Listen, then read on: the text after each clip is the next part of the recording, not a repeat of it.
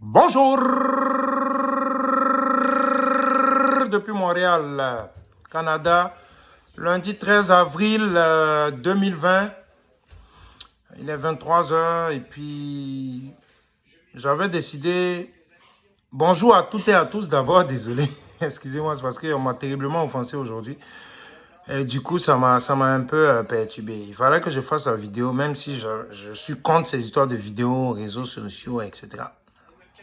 J'avais décidé que je n'avais plus jamais fait de vidéo dans ma vie, mais le monde est en train de changer, coronavirus oblige. J'ai été terriblement offensé aujourd'hui, je vais vous raconter ça. Mais avant de vous raconter l'histoire, je vais vous raconter une histoire drôle pour détendre l'atmosphère, pour dire que je suis plus fâché, j'ai pardonné. Mais je veux exprimer ma frustration. Fait que, restez bien avec moi, c'est l'histoire de mon professeur de la vie. Moi, je l'appelle professeur de la vie. Thanks to you. I love you, Vert. Ok, j'espère qu'il va écouter cette vidéo-là. Fait qu'il y avait un petit caniche, un petit chien là, qui se promenait dans la forêt. Et puis, il a vu un lion arriver. Fait qu'il a dit, think. Qu'est-ce qu'il va faire? Il doit réfléchir. J'ai raconté cette histoire à mon fils hier avant son ami. Fait que quand le lion s'approchait de lui, le petit caniche allait se stationner à côté des ossements, de gros ossements. Et dès que le lion arrivait à sa distance, il a dit, ah, que ce lion était délicieux, en parlant des os là, qui étaient à côté de lui. Fait que le lion a été intrigué. Et puis, il se demandait, mais attends, un petit caniche qui mange des lions, I better be careful. Genre, c'est mieux qu'il soit plus prudent, il va se tasser de côté. Donc, il est parti. Et il y avait un singe sur l'arbre qui a suivi toute la scène. Dès que le lion se déplaçait, le petit chien était parti. Fait que le singe a suivi le lion. Il a dit, écoute, tu t'es fait avoir. Hein? Le petit caniche, il ne mange pas des lions. Tu t'es fait avoir. Fait que le lion a dit au singe, monte sur mon dos, on va le retrouver. Ils sont allés à, je sais pas, quelques kilomètres plus loin là-bas. Ils ont rencontré le petit caniche qui les a vus arriver. Fait qu'il était effrayé. Il a dit encore, think.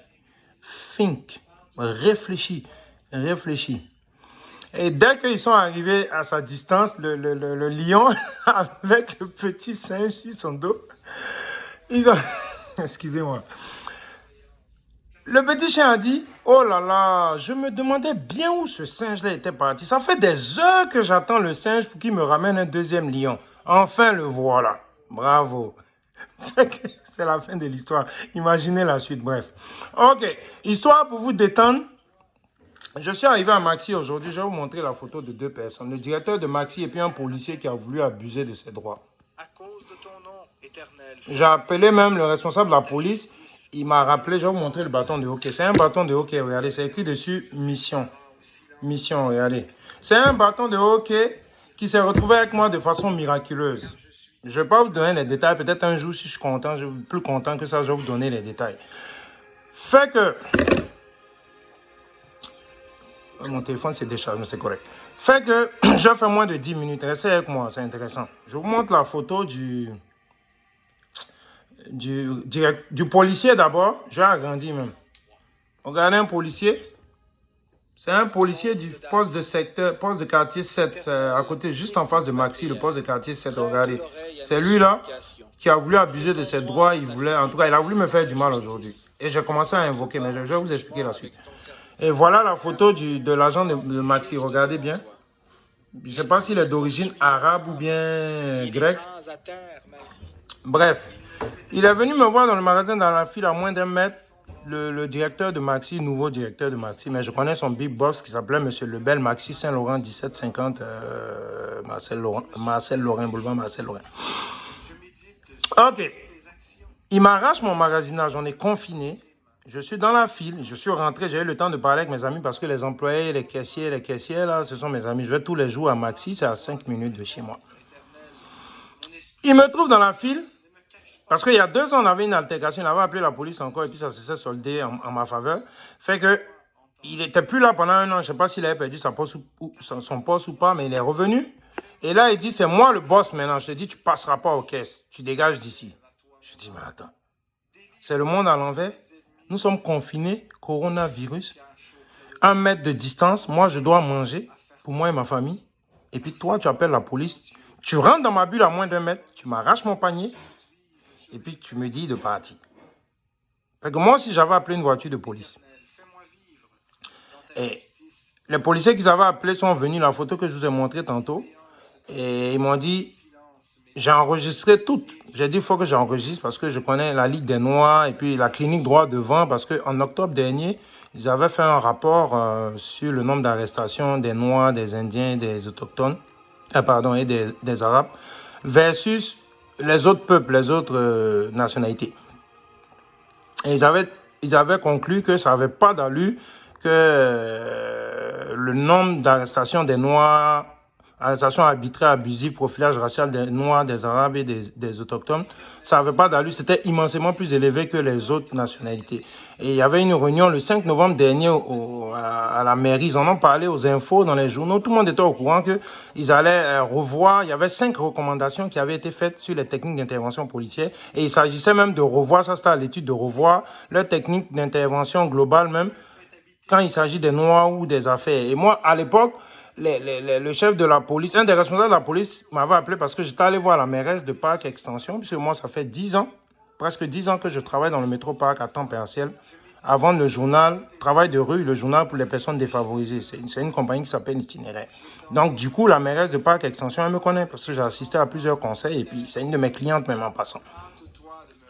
Ça fait que elle m'avait garanti que ça allait aller, ils allaient faire un suivi. Et la dernière fois, en novembre passé aussi, qu'un policier avait essayé de bloquer mon bâton de hockey, il avait abusé de moi. C'est là que justement, j'avais vu la mairesse et puis il y avait eu un concert à cette date-là en novembre passé. Et elle m'a dit, ça va s'arranger. Il y a un responsable de la police qui m'a appelé, il m'a dit, va, ils ont déposé mon bâton au secteur 33, c'est le poste de police de quartier de Parc Extension. J'avais récupéré mon bâton. Donc j'ai dit au policier, le policier, je vous ai montré sa photo tantôt, j'ai dit, arrête.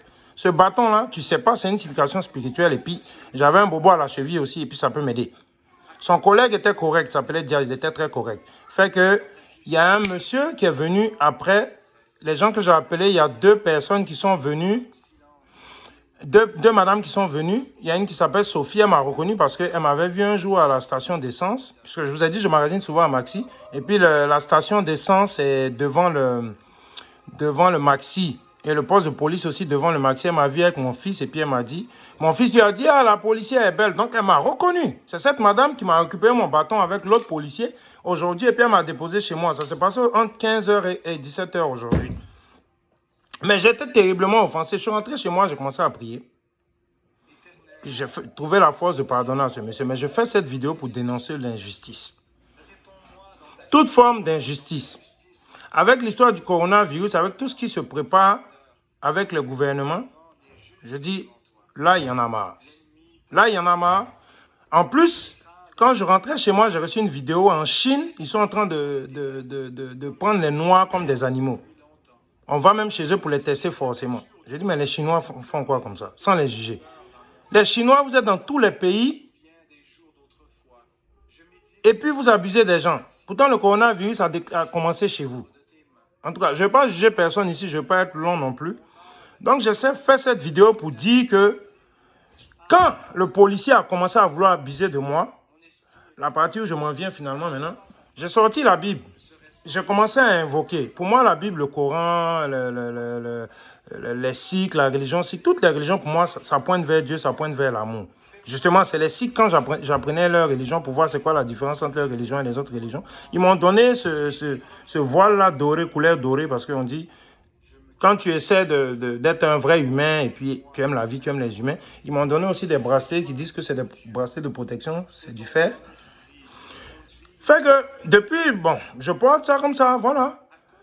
Et les gens qui ne savent pas, ils me voient un bâton dans la rue, ils ont peur. Je dis, mais la peur, c'est une faiblesse. C'est la peur que les gouvernements utilisent pour vous voler vos droits d'être humain. Nous sommes tous nés libres et égaux. Donc, je refuse d'avoir peur. Si tu dois avoir peur, il faut avoir peur d'avoir peur. Je vais m'arrêter là. La prochaine fois, je vais partager les versets bibliques, les révélations que j'ai pu avoir. Parce qu'au métro, pendant 10 ans, il y a plein de personnes, pas très positifs, qui ont essayé de me combattre, qui n'aimaient pas ma façon de faire. On est dans un monde, il y en a qui vont t'aimer, il y en a qui ne vont pas t'aimer. Mais moi, je suis libre. Je suis un être humain libre, je le répète. Coronavirus, là, je vous dis tout ce que je sais. Je vous dis tout ce que l'Éternel m'a révélé avec les prières. Je vais partager tout ça avec vous pour un monde meilleur. Parce que trop, c'est trop. Hein? On est confinés là, ça fait plus d'un mois déjà. Ça fait un mois. Aujourd'hui, nous sommes le 13. Bon, ça fait à peu près un mois ou un mois là. Fait que, il faut être solidaire dans le bien.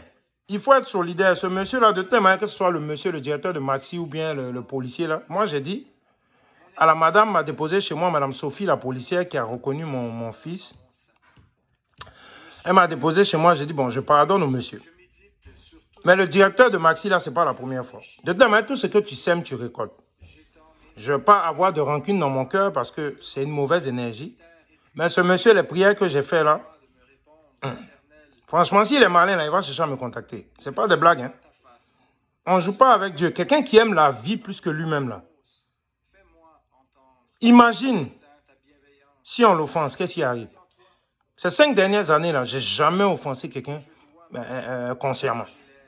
Je fais attention à être un modèle d'humain parce que je travaille dans le public, les gens m'observent, ils m'ont observé. Le nombre de fois où la police est intervenue sur moi en 10 ans au métro parc, vous n'imaginez pas. Le nombre de tickets que j'ai eu, vous n'imaginez pas. En tout cas, je vous remercie de m'avoir écouté, ça fait 11 minutes 25.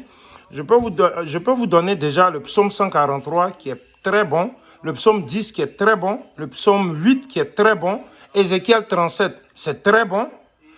Je vais m'arrêter là, je fais la suite. Que Dieu vous bénisse. Merci de m'avoir écouté. Je remercie le Créateur de l'univers parce qu'il m'a délivré de tous mes ennemis et il est en train de faire mon combat.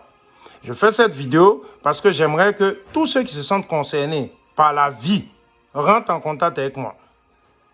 Mon numéro de téléphone à Montréal, c'est 001 438 483 4183. Je répète, 001 438 483 4183.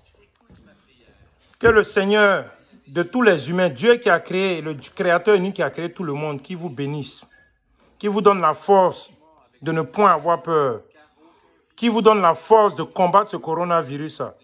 Moi, je suis reconnaissant. Depuis un mois, je travaillais dans le métro, je n'ai pas eu le coronavirus. Merci Seigneur, tu m'as protégé du coronavirus. Béni soit ton nom éternel. Bonjour, je vais vous montrer mes yeux. Bonjour. Bye.